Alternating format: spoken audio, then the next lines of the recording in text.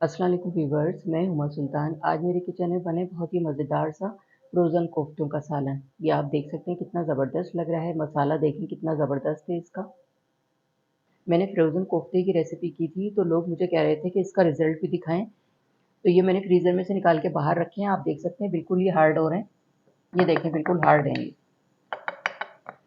बहुत आसान तरीके से मैंने इसको बनाया है। अगर आपके पास फ्रोज़न कोफ्ते बने हुए रखे हैं तो फ्रोज़न कोफ्तों का बहुत झटपट कोफ्तों का सालन तैयार हो जाता है। अगर आपके कोफ्ते नरम नहीं बनते, मज़ेदार नहीं बनते तो ये वीडियो आपके लिए है। मैं आपको टेस्ट करके भी बताऊंगी कैसे बने हैं फ्रोज़न कोफ्ते। ये रोटी के साथ मैं इसको टेस्ट करूंगी। मैं आपको दिखाती हूँ कितने नरम कोफ्ते बने हैं ये देखें आराम से टूट रहे हैं।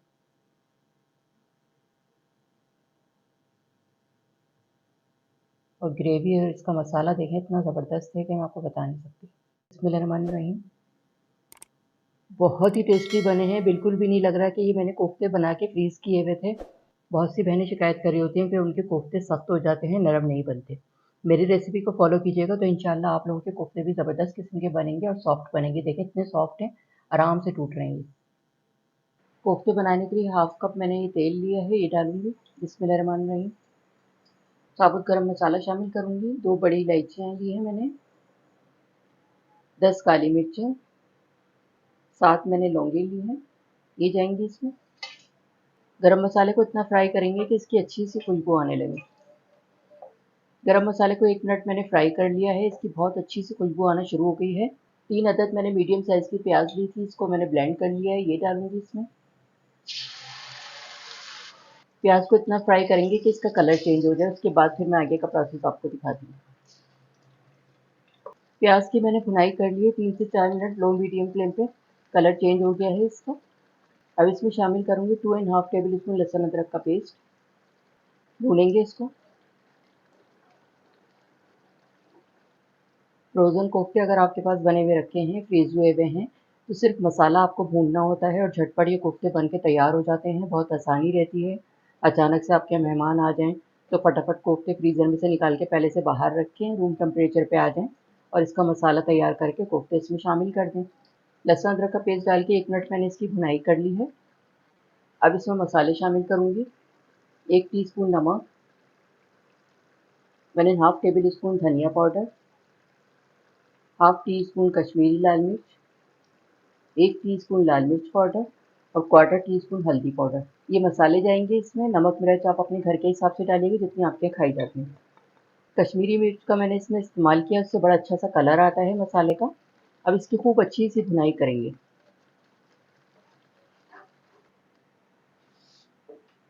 मसाले शामिल करने के बाद लो मीडियम फ्लेम पे 5 से 6 मिनट मैंने खूब अच्छी सी मसाले की भुनाई करी है। ये देखिए मसाला कितना ज़बरदस्त हो रहा है। अब मैं फ्लेम हल्का कर रही हूँ बिल्कुल। हाफ कप मैंने दही लिया है, ये डालूंगी फेंट के 2 दफ़ा में। मिक्स करेंगे, थोड़ा-थोड़ा करके डालती हूँ मैं, वरना एक साथ डाल दें तो पूरी ग्रेवी जो होती है व्हाइट हो जाती है और कंट्रोल करना भी मुश्किल हो जाता है। आँच मैंने बिल्कुल हल्की रखी हुई है। ये देखें दही डाल के मैंने पहले मिक्स कर दिया है, थोड़ा-सा डाला था पहले, अब और डालूँगी। फिर मिक्स कर देंगे इसको।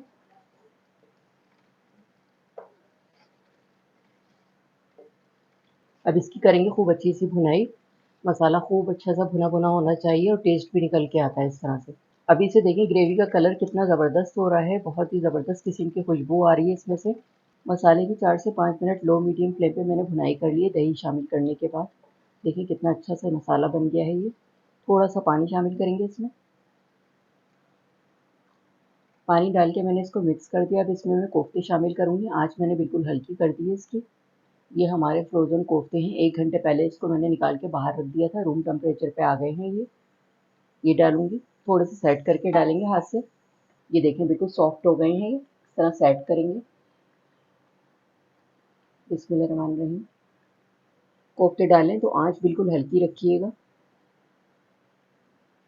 आप देख सकते हैं आँच बहुत हल्की है, हल्के-हल्के से बबल्स बन रहे हैं मसाले में। बहुत से लोग कोफ्तों को फ्राई करके भी डालते हैं, लेकिन असल कोफ्ते जो बनते हैं वो ग्रेवी में पककर ही बनते हैं अच्छे। इसका टेस्ट ही अलग होता है। ये देखिए मैंने सारे कोफ्ते इसमें डाल दिए हैं। आँच बिल्कुल हल्की है, थोड़े से ये सेट हो जाएँगे तो फिर मैं इसको हिलाऊँगी।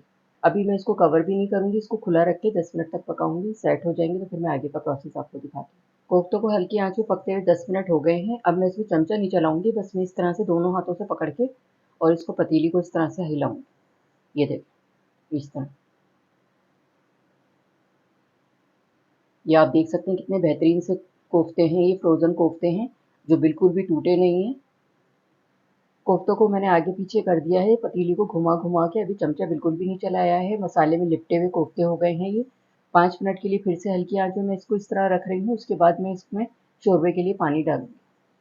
5 मिनट के बाद फिर मैं आगे का प्रोसेस आपको दिखाती हूँ। अभी भी इसको मैं खुला ही रख के पकाऊँगी 5 मिनट के लिए। कोफ्तों को हल्की आँच में 5 मिनट मैंने और पका लिया है। अब इसमें पानी शामिल करूँगी शोरबे के लिए, जितना आपको शोरबा रखना है उसके हिसाब से पानी डालिएगा। 1 कप पानी शामिल करूँगी मैं, साइड से डालेंगे इस तरह से। पानी मैंने इसमें शामिल कर दिया, अब चला दूँगी क्योंकि कोफ्ते बहुत अच्छे से सेट हो गए हैं, लेकिन बहुत आराम-आराम से चलाना है। कोफ्तों में पानी डाल के मैंने इसको मिक्स कर दिया है, हल्की आँच में 15 मिनट के लिए फिर से पकाने के लिए रख रही हूँ। उसके बाद फिर मैं आपको दिखाती हूँ आगे का प्रोसेस। हल्की आँच पे कोफ्तों को मैंने 15 मिनट के लिए पकाने के लिए रखा था, 15 मिनट हो गए हैं, अब मैं चेक करती हूँ। ये देखिए कितने ज़बरदस्त से ये कोफ्ते तैयार हो गए हैं। मसाला भी बिल्कुल परफेक्ट है इसका, ये देखें।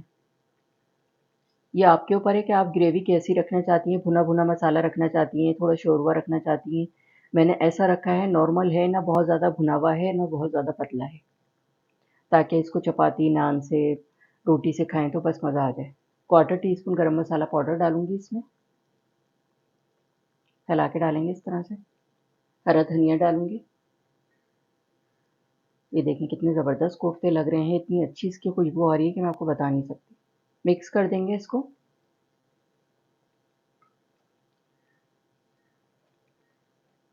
हरा धनिया, गरम मसाला डाल के मैंने इसको मिक्स कर दिया। 2 मिनट के लिए हल्की आँच पे दम पे रख रही हूँ इसको मैं।